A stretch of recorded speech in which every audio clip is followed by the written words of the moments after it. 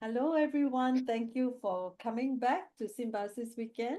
And I'm about to hand the time over to Irene. She's going to talk to us about making a medieval manuscript. So take it away. Thank you very much, Dorothy. So yes, my name is Irene. We know each other from last week, from my Meet the Artist presentation last week.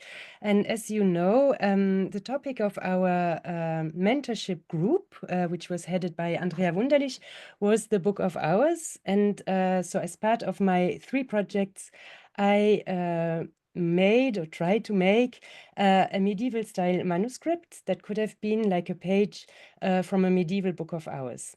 But I used a modern text. I used the song Pagan Prayer by Jacques Brel, and I illustrated it with a miniature with very personal elements and pagan symbols. So I spoke already about the content and the symbolism last week.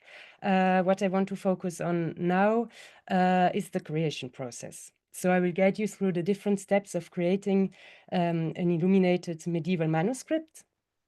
Oops, why doesn't it? Well, but before I actually do this, I just wanted to give a very short introduction to what an illuminated manuscript actually is, because when you grew up in a European or Western context, it's part of the cultural heritage. But as we are a very international group and we realized this having Maki in our group, I believe it's important to clarify some definitions.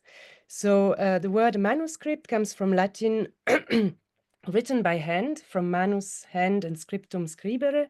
The word illumination comes also from the Latin word illuminare, and illumination was added, so the light was added to the manuscripts by adding gold to them.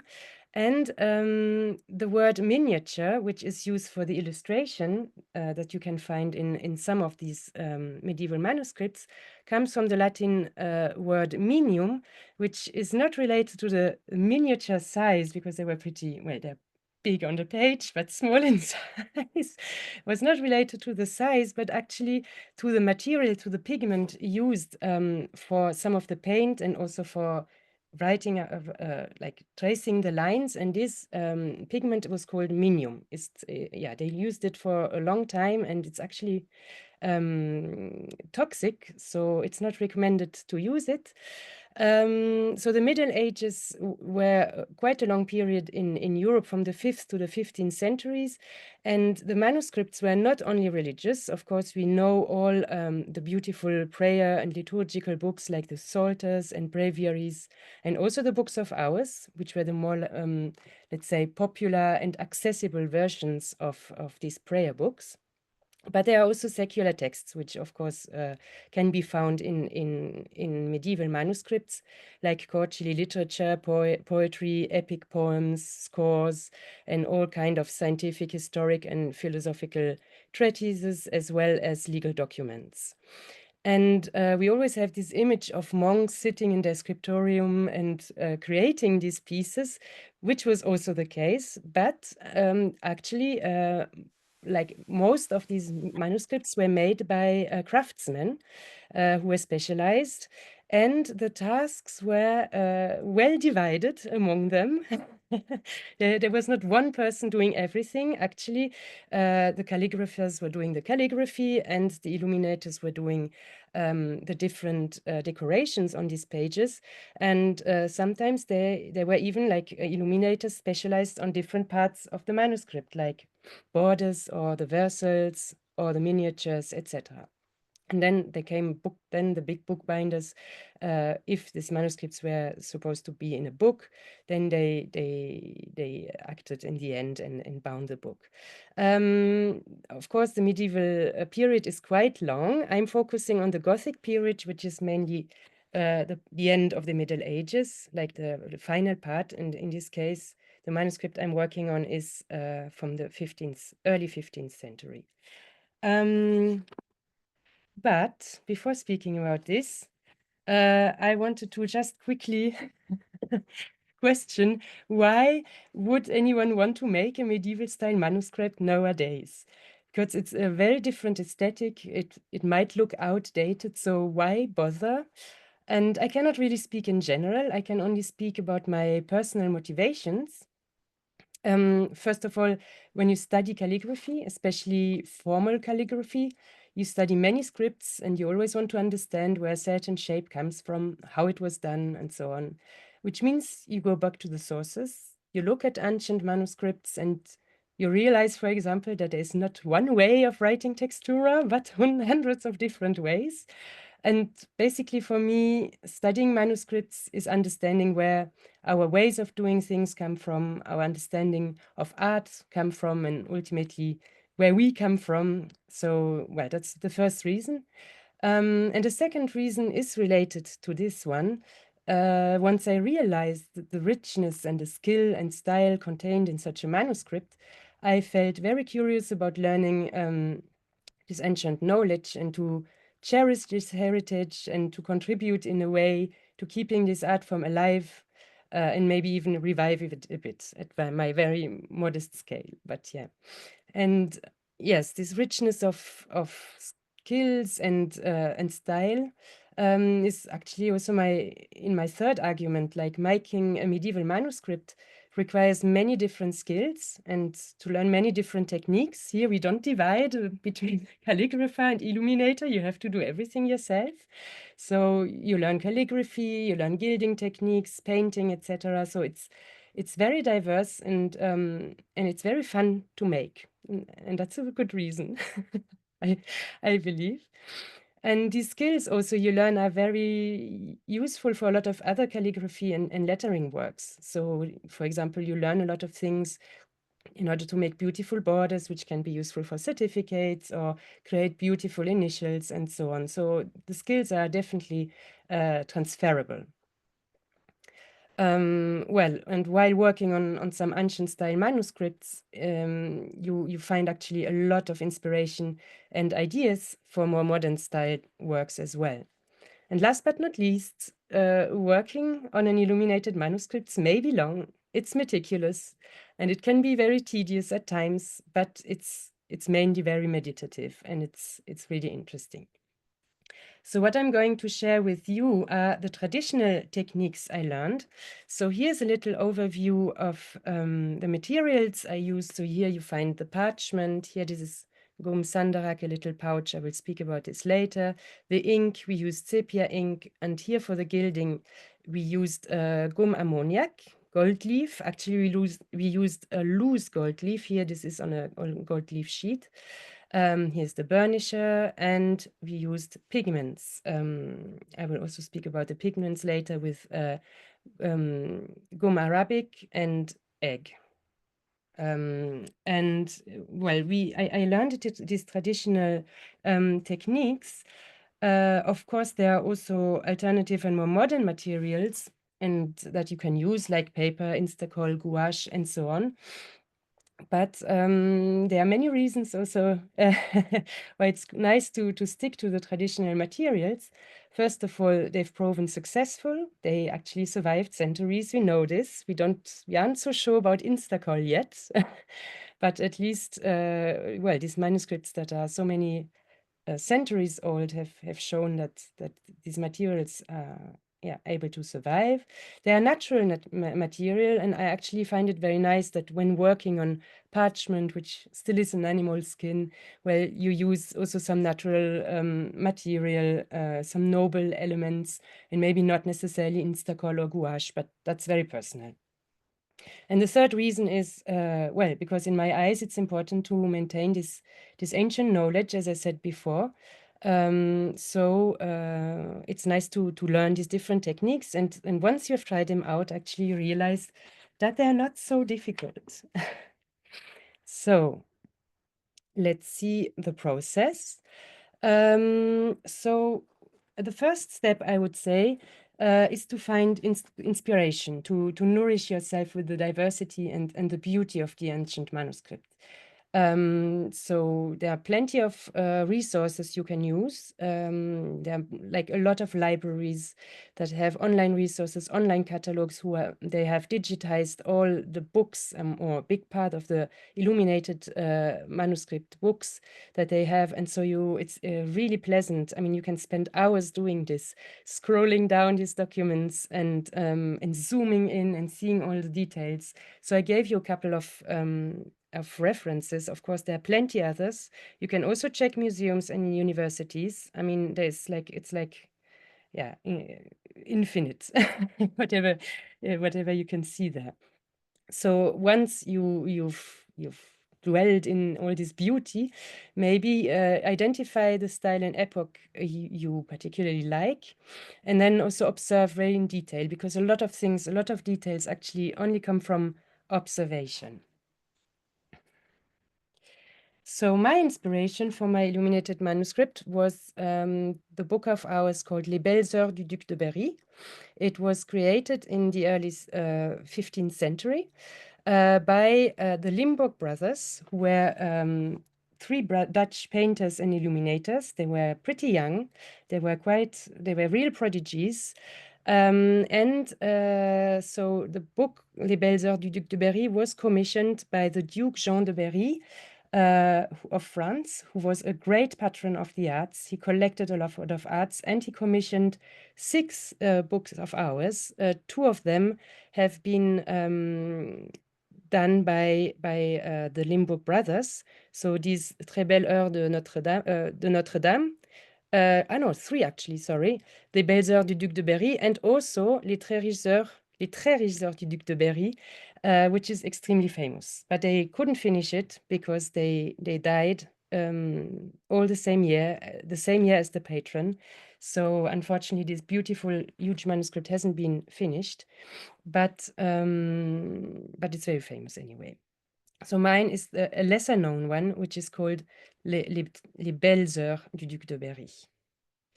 And you can find it on the website of the Metropolitan Museum of Art. What I liked a lot about it is its homogeneity in style. I also liked a lot the beautiful, richly decorated frames and borders, and the big but delicately painted miniatures. So what I took from it for my for my manuscript is inspiration for the borders. Also here, this interlacing at the bottom of the frame. Actually, I wanted to do one of the most sophisticated frames, but then I thought I would never have enough time. But look at the frames in this manuscript. They are just amazing. And I also wanted to use a big size miniature in order to illustrate my text. Voila. So then let's start. Yes, once you have found the style, let's say, choose a text you like. In my case, I chose this song, Prière païenne, Pagan Prayer by Jacques Brel. And think about the story you want to tell through the image. So as you know, I chose some very personal elements. And think about symbolism, because symbolism in the Middle Ages was quite a thing. Actually, they didn't distinguish, at least in the manuscript, so much between reality and symbol and imaginary life. So, and like there was almost no coincidence. When they chose to show certain things, they showed it for a reason. And you can study also symbolism of the Middle Ages for ages. It's so rich. I mean, there are so many symbols and signs, and there's so much significance in every detail. So it's interesting to dwell in this and to find out things, but also to find your own personal maybe symbols you want to show. So my advice now that you start creating your manuscript is to make, first of all, a draft on paper. And the most important is to start, in my eyes, with the calligraphy. Choose a script, test different size nibs, exercise your hands to have quite a regular calligraphy that is pleasing to the eyes, because sometimes you see works where the calligraphy is not so nice, and this actually attracts the eye. And yes, it's nice if it's harmonious, let's say, the overall thing. So the calligraphy is actually central to this. Also test different ways of fitting your calligraphy in your text block. Actually, I was, you can see my first draft. I was really adjusting the text block to my calligraphy. And yes, maybe some interesting details to know is that in the Middle Ages, they were not writing on the bottom of the lines, but in between two lines. And when, for example, you don't manage to finish your line, it's not a problem because there are these little decorative elements that finish your lines. They're called bout de ligne, and they will allow you then to really fit your text plus the little bout de ligne in your text block. And also maybe another little detail to bear in mind is that if you want to recreate like a page of a book, then the inside part of the page that was inside the book is always narrower than the three other borders around. So these are like little things, but if you observe the manuscript, you will actually see all these things. Then, of course, also keep space inside your draft for the versals that you will paint later on. There are main versals and secondary versals, like smaller ones, but I will show this also later. Then once you have your draft on paper, you can go to your parchment. For the parchment, there is like a couple of things maybe to know because you might have to prepare your parchment. Just a few things on parchment. So it's untanned animal skin. You all know this. I was told to use rather goat skin or young goat or calf because it's less greasy than, for example, sheep skin. Of course, the calf skin is the most valuable one, the most beautiful one, because it's the whitest one and the most transparent one. And it doesn't have, you don't see these little, on the hair side, you don't see so much the little dots where the hair was sticking inside. The parchment has two sides. It has the flesh side, that was the one close to the skin. Here, there you can see, as you can see here, still the veins and in it. This side is slightly rougher. And then there is the flesh side, no, the hair side. That's the other side, and it's usually on this side that we work. Although, of course, when they were doing the books and they were doing their folios, then they worked on both sides. What is important to do is to take care of your parchment when you work on it. I mean, I did this pretty late, but you actually have to stretch it. So I used just some staples. Most of the time I used staples. This time I stretched it on cardboard, but with tape, which I wouldn't recommend so much because if it stays on your cardboard, if it stays taped like this for a while, then the tape can leave traces. It's the case actually for my manuscript. I will hide it with my passepartout, but there are small traces of glue stuck to it. If needed, because it's too greasy or too smooth, you may have to sand it gently with some sanding paper, very with fine grit sandpaper, which has a grain of 800 or 1000. And you might have to rub it a little bit with a mix of pumice powder, gum sandarak, and crushed eggshell. So you can find these little pouches when you buy your illumination materials, and then you rub it with this little pouch. I don't have it but you saw it on the photo before.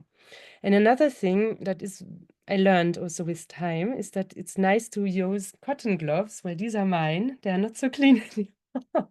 But actually, as you pass your hand and your forearm constantly over your work, well, the sweat and also the grease really can make that your parchment, which is very sensitive to humidity, can warp.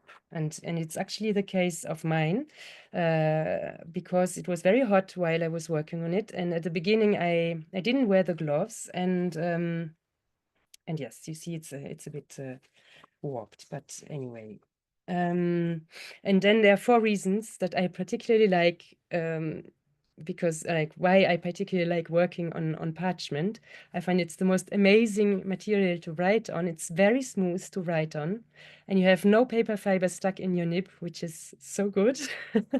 Also, you can, like, when you use your mechanic pencil, your lead pencil to draft out your miniature and so on, you can actually erase as much as you want. As you will see, I made most of my drafts directly on the parchment. You can also scratch off paint and even ink, which is a bit more tricky, but you can scratch it off if you made a mistake. And it's a transparent material, which means that if you want to use your light pad, which they didn't have in the Middle Ages, but yes, you can use it anyway, or if you want to just copy your draft, you can put it also against the window and you can see it through and redraft it. Well, so once you have your draft, then you have to transfer the measures on the parchment. As I said, as you can see, it wasn't stretched yet, so I also used the window trick to transfer certain things, and then you do your calligraphy. Calligraphy always comes first before the gilding and the painting, because it all happens around the calligraphy, and because if you make a typo at this stage or an ink blurb, then you can still correct it or change the parchment, but you can sketch it off. But once you have a typo or an ink blurb, once you have done all the gilding and painting, it's much more stressful, and yeah, it's not really recommended. So then once you have done the calligraphy, you finish drafting out your piece on the parchment with your pencil, and you add borders and patterns and make a rough sketch of your miniature. Same for the versals and the small bout de ligne at the end of your calligraphy lines. And once you have finished your pencil sketch, then the whole fun starts all over again, because you will trace all your sketch again with ink. And why do you do this? Because you will pass your hands many times above your manuscript, which will erase the pencil lines if it stays only in pencil. And actually, the ink also, I used sepia ink.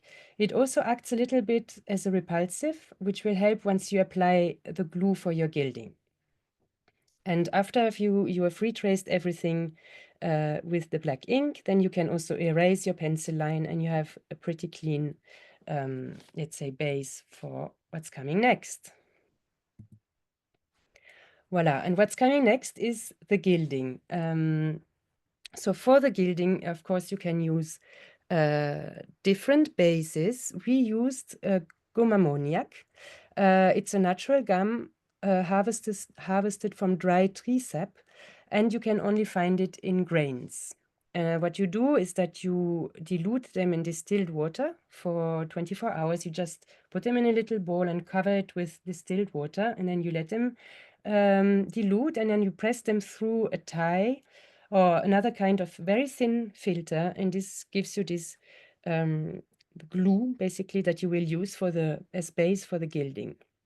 And you can conserve this for a while. You can by just putting a clove inside, or there's also like clove essence. You can put 2 drops inside, and it will actually you can conserve it for a while, at least a week. But yes. So what I did next for the gilding is that I applied 2 layers of this gomme ammoniac on the parts of my manuscript that I wanted to gild. And so I take a little drop. It's like yeah, it's like it feels like a liquid paint basically, and then you put a drop, and then you tear it into the little corners of your leaves. In this case, there were a lot of leaves I wanted to gild. It's actually more flat than, for example, gesso or instacol, but with 2 layers, and actually there are 2 layers applied. First you do 1 layer, then you wait it to dry, and then the second layer. It still raises a bit. It's not totally flat. Of course, you can also use gesso. Gesso is also like traditional, let's say. It's a bit more work. You might have to apply up to 3 layers of gesso. Of course, you have then also to burnish it, and then you apply the gold, and then you have to burnish it again.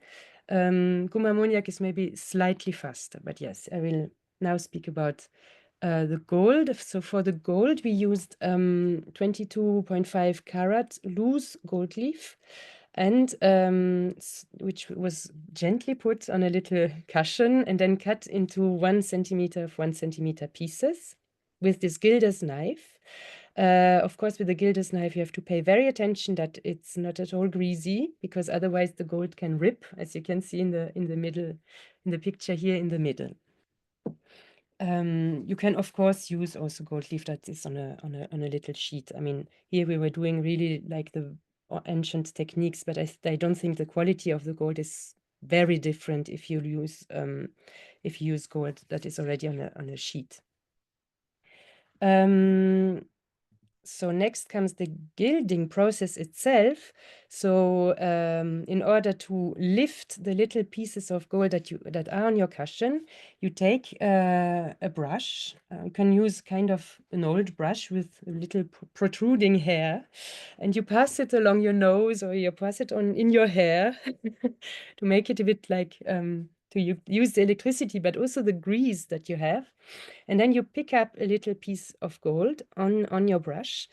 In the meantime, you take a little cardboard, how you call this, drinking tray, and you blow gently on the part of your manuscript that you want to gild.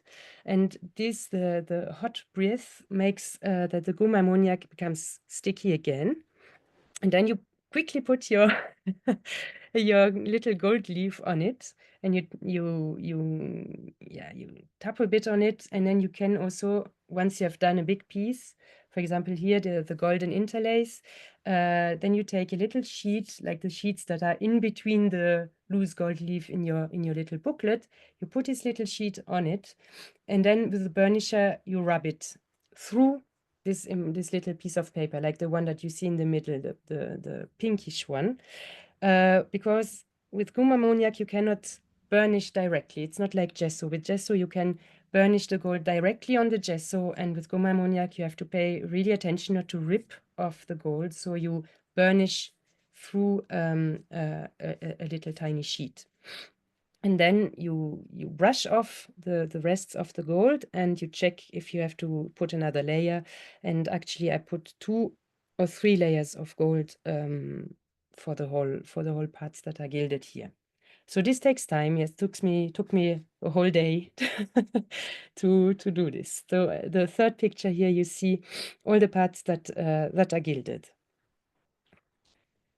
After the gilding comes the painting. So for the painting, we used pigments. There are different kind of pigments you can use. Of course, you can pick all kinds of different pigments. There are pigments from plants, from minerals, from animals, and earthy pigments. From the plant one, the most famous one are maybe indigo or madder root for red, curcuma and saffron, and calcination black. From minerals, it's lapis lazuli and azurite for blue, emerald and malachite for green. You find red ochre, yellow ochre, and so on. From animals, for example, sepia, and also the red cochineal. Actually, we didn't use any of those, except, of course, the sepia ink, but yes. And from earth, these are quite important.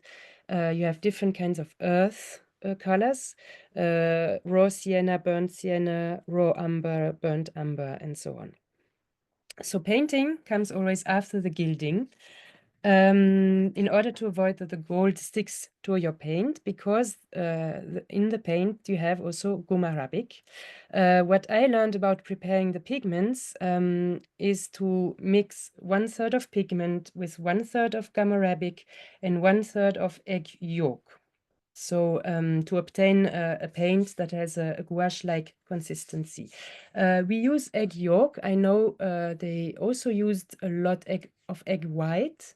Actually, egg yolk was used more in icons, but my teacher likes a lot the egg yolk. It's true that it's easier to prepare with egg yolk, because with egg white, you have to first butter the egg white, then let it filter through and take only what comes from the filter, so it takes time. With the egg yolk, you just separate your egg, you take your egg yolk, you make it roll a little bit like this on kitchen paper, and then you pierce the membrane, and you let the inside of the ready egg yolk flow out, and it's actually sterile, and you can keep it also in the fridge for quite a while. And so you mix this 1/3 pigment, 1/3 gum arabic, and 1/3 egg yolk together. I will actually wait on the second. Here you can see it a little bit. I made a little demonstration. Yes, so here's the pigment, a little bit of gum arabic. For the gum arabic, the same. It's actually the same procedure as we had for the gum ammoniac. The gum arabic comes in little crystals, and you dilute it in distilled water. It takes 24 hours, can take a little bit longer, depends on how big the crystals are. And then you filter them through a tie or another kind of filter. You collect it, and then you can put it in such a little bottle like I did, which allows you to really have only drops coming out. And if you put a clove inside, it lasts quite long. You don't have to put it in the fridge. Actually, mine is staying there since 2 months. It still survives. So yes, so here, as you can see, we have the pigment with some egg yolk and with gum arabic, and then I mix it all together, and it gives a nice blue paint. Just to go back, because there are 3 important principles in painting. It's actually important to paint first what is the most far away, so backgrounds, and then you gradually come forward. You also paint in layers, which means you start with a base made of the color mixed with white, and then you add darker shades, like the pure color, and then you add highlights if you need to, like pure white or slightly diluted white. But so that's for the procedure. And then another important principle is not to mix the pigments. Actually, I never tried it out. I was always told not to do it. I don't know what happens if you mix them.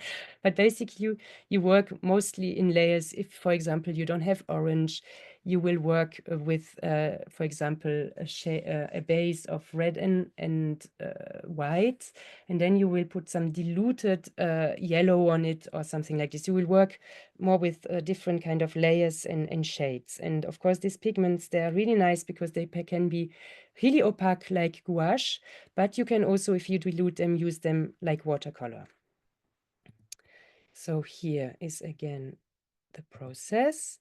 And here it's like the different steps of making my manuscript. So here you see the base I made. I made the base of lapis lazuli and white for the sky, and then added a second layer of pure lapis lazuli, and tried to make a little shading like this.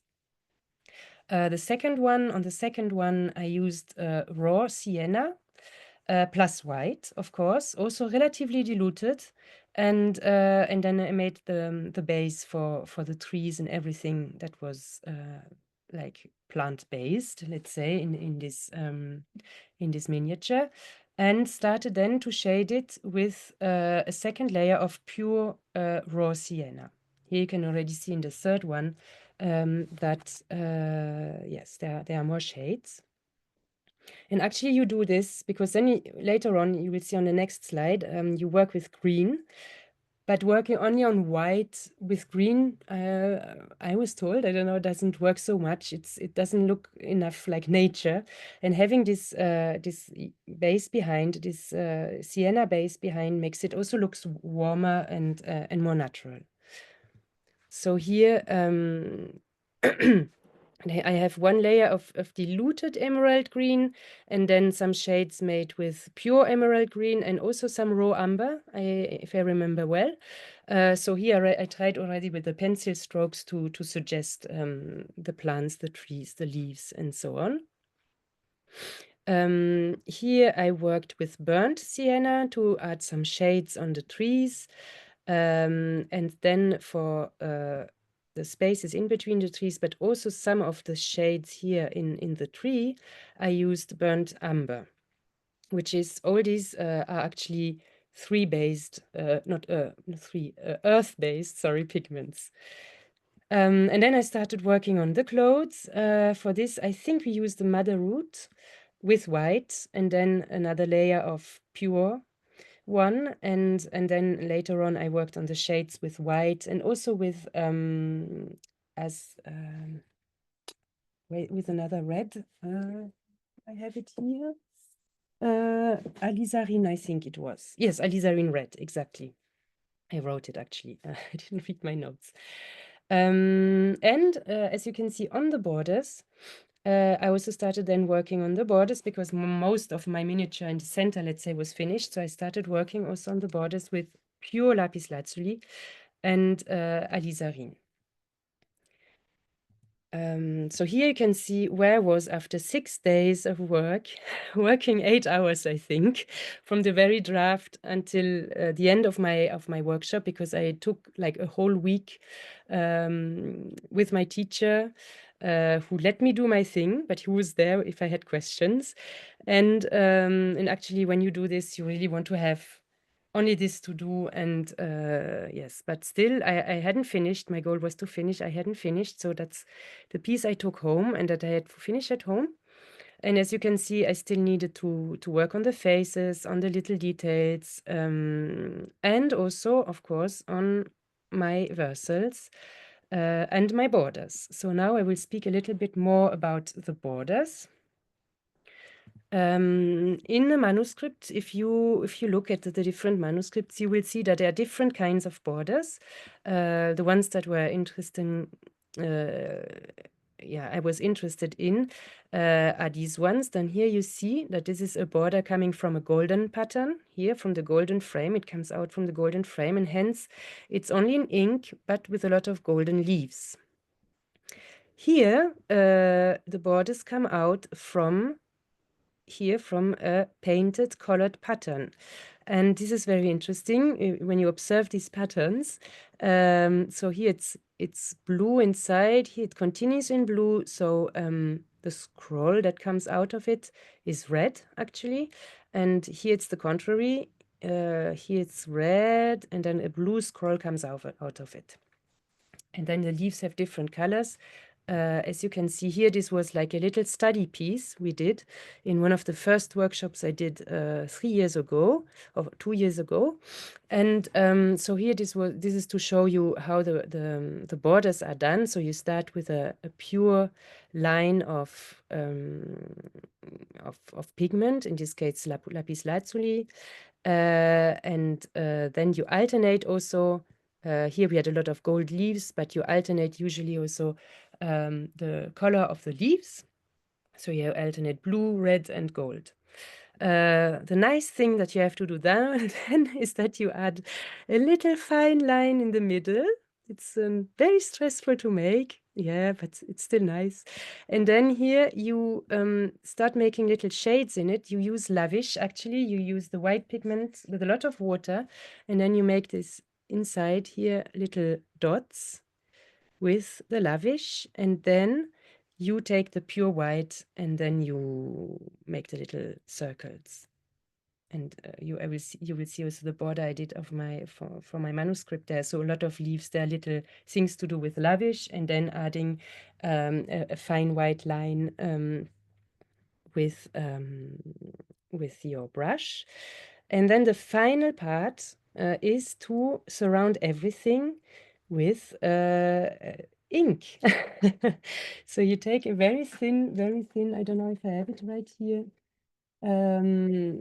nib, pointed nib, or a very, very thin brush. I haven't found something like this yet, although I know people use it.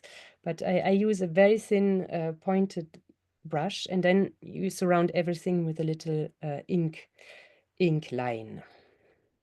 That's for the borders. Here you can see a close-up of the borders of my manuscript, and here you can see in the little leaves the parts where I worked with this lavish, I don't know, la vie it's called. So it's very diluted white, and then you add some really fine pure white lines. And you work also with this kind of technique when working on the versals. So these are like 2 centimeters high, if I'm not mistaken, or a bit less. Yeah, they are 2 centimeters high. These are much smaller. So these ones that are color-filled letters on a golden background are called, in French, I don't know what's the English term, it's called lettre fourrée, and the lettre champie is the golden letter on a colored background. And this one is like 7 millimeters high, like the frame. And of course, you have also all these little bout de ligne here to do. So for the versals, I also show you quickly the process. This was also one of my study pieces. From the workshop. Again, you work with the color for the base, the color diluted with white. Here you have a blue versal, which means that the decoration inside will be red. So here the stem of all these little decorations is red, and also the background here would be red. So you always want to have a contrast between red and blue. Here you added a second layer with only the pure color. Here again, working with lavish and then the thin white lines. Also, already here you can see also the white lines inside. And here it's the final piece where everything is surrounded with ink. So that's what I did also on the previous piece, on this very small one. And also here I worked, of course, you always work with this duality of blue and red. Blue is like a symbol for the wounds of Christ, and blue is a divine color, or something like this. So there's a lot of red and blue, of course, in these Gothic manuscripts. And yes, so if the inside of the letter is red, the outside will be blue, and here it's the contrary. And of course, for the little bout de ligne, you work the same. You have to you always work with little fine lines inside, and then you surround everything with ink. Yes, voila. And that's it. That's the final manuscript. I have no idea how many hours I spent on it. Well, 6 times 8, so 48 for the week I did, and then I think another 20 or 25 hours at home to finish it up. So yeah, it's a lot of work. But I have to say, I enjoyed every bit of it. And as it's so diverse, and yeah, you do many different things, so it's actually quite enriching. Voilà, thank you very much to Dorothy, of course, to Andrea, to Annabelle and Maki, and to my dear illumination teacher Thierry Mesnik, who is from France. And last but not least, also to the Fondation Jacques Brel, who kindly gave me the rights to use this poem by Jacques Brel, which is not at all yet in the public domain. Voila! If you have questions, don't hesitate. Thank you. That was awesome. There is a bunch of questions. Let me look for Mm-hmm. them. Andrea unfortunately has to leave because her fair is closing. No So problem. Of yeah, course. hang on. Where do you buy gold leaf? That's what she wanted to know. Mm-hmm. And is There are there a many supplier actually in? places where you can buy. I mean, it depends where you live. For example, I buy it simply. I have 2 different addresses where I buy it.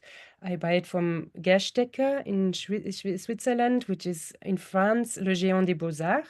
So yeah, you can buy loose gold leaf there. You can buy like gold leaf on sheets. In France, there's also La Verdure, and I also buy gold leaf from a website is called Le Calligraphe. It's also based in France, but you can buy gold leaf. I mean, I don't know, even if in big how, I don't know, art shops, and so you find gold leaf actually pretty easily. It's not cheap, of course. I mean, it depends also a bit on the stock, I imagine, of gold. But yes, I never had problems finding gold leaf even in like big art shops for art supplies. Yes. Annabelle asked whether your eggshells were crushed. Did you use crushed eggshells? Earlier you So the mentioned. crushed eggshells are used only in this little pouch that you use in order to roughen a little bit your parchment. So in this little pouch, you have like a mix of 1/3 pumice powder, 1/3 gum sandarak, which is also kind of powder, which is a little bit sticky, which may, and also these crushed eggshells. And then you have this little pouch. And once you have sanded a little bit your parchment, then you pouch it like this, and it makes that overall your parchment becomes slightly rougher, and and the ink sticks better to it, because parchment sometimes can be really smooth, too smooth, and then the ink doesn't stick and it just flows and it doesn't do what you want. And yes, but then sometimes it depends also on where you buy your parchment. If you tell the parchment guy that you will use this for illumination and calligraphy, they sometimes even treat them so so that they are ready to use and you don't have to do all this procedure. Yeah, I had to do this only once, actually. Okay. Dr. Nan says, what books do you recommend to learn more about medieval manuscripts and how they were created?